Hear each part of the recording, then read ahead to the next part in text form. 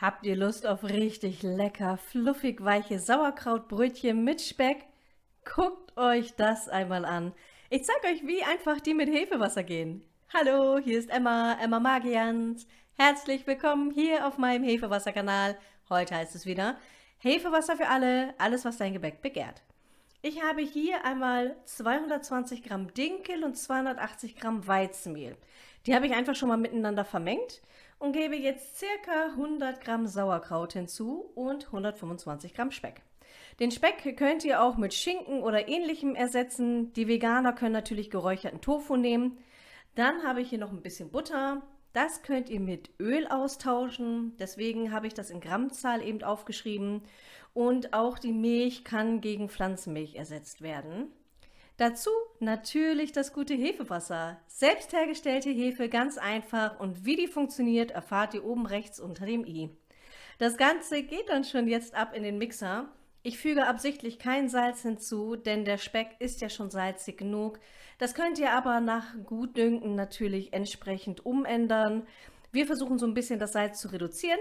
Und der fertig geknetete Teig geht nach circa 10 Minuten, also 8 bis 10 Minuten, kann der hier zur Seite gestellt werden. Ich habe das einfach in eine andere Schüssel gegeben, dann kann ich nämlich besser die Poren nochmal beobachten.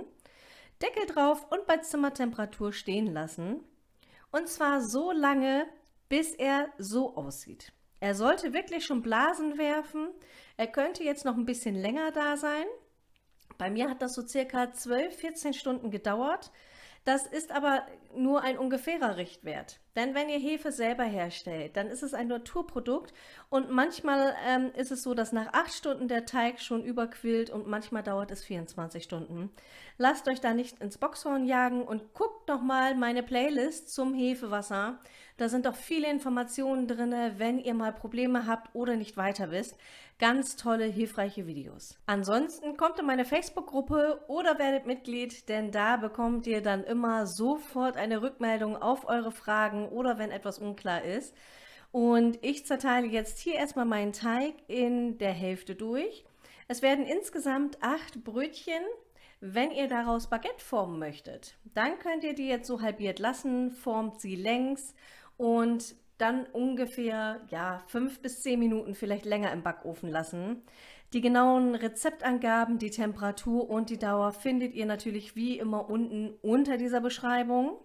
Und auch natürlich die Mitgliedschaft oder auch die Facebook-Gruppe schicke ich euch dann natürlich auch nochmal hin.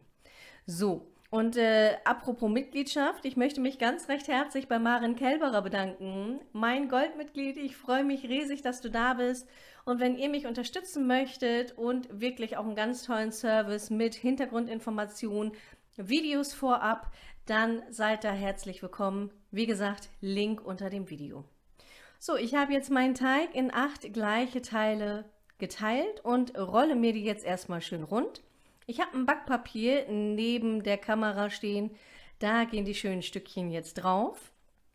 Einfach hier so rollen. Wenn der Teig zu weich ist und zu klebrig, dann nehmt entweder ein bisschen Öl an den Händen oder ein bisschen Mehl. Das, was für euch am besten ist. Bei mir variiert das, mal nehme ich eher Mehl, mal eher Öl. Bei diesem Brötchen optimal, weil die schön rustikal sind. So, schön drehen. Das klappt wirklich super einfach. Selbstverständlich könnt ihr die Menge vom Speck und vom Sauerkraut auch umändern und da mehr reinmachen. Bei mir ist es ein tolles Resteessen gewesen, denn wir hatten tatsächlich 100 Gramm Sauerkraut übrig. Das war übrigens ein selbst hergestellter. Fermentieren ist wirklich was richtig Tolles, sehr gesund und lecker. Hefewasser ist nichts anderes und deswegen so gesund für euch. So, die Brötchen, die drücke ich jetzt noch ein bisschen flach, damit die nicht so wie runde Kugeln werden. Und dann, nachdem sie noch mal ein paar Minuten haben ruhen dürfen, gehen sie in den vorgeheizten Backofen bei 200 Grad Ober- und Unterhitze für circa 20 bis 30 Minuten hinein. So, und jetzt schneide ich die guten Stückchen an und ich kann euch wirklich sagen, die sind traumhaft lecker. Wenn ihr Bilder von euren Werken macht, dann schickt sie mir doch gerne mal über Instagram oder Facebook. Ich freue mich da riesig drüber. Macht einfach einen Vermerk, Hashtag Emma Backt oder Emma Magians. Da freue ich mich riesig drüber und zeige eure Kunstwerke natürlich auch immer gerne. Richtig fluffig, weich und lecker. So, und demnächst zeige ich euch noch mal ein paar neue Videos, was passiert, wenn man kein Mehl hat, wie ihr da dann backen könnt. Lasst euch da wirklich überraschen und seid gespannt. Und ich wünsche euch ganz viel Spaß beim Nachbacken. Freue mich über eure Kommentare. Teilt das Video, damit auch ganz viele erfahren, wie einfach und lecker man Hefe selber machen kann und damit backt. Und auf dem Bildschirm siehst du jetzt weitere Videos. Ich bin bald zurück. Eure Emma.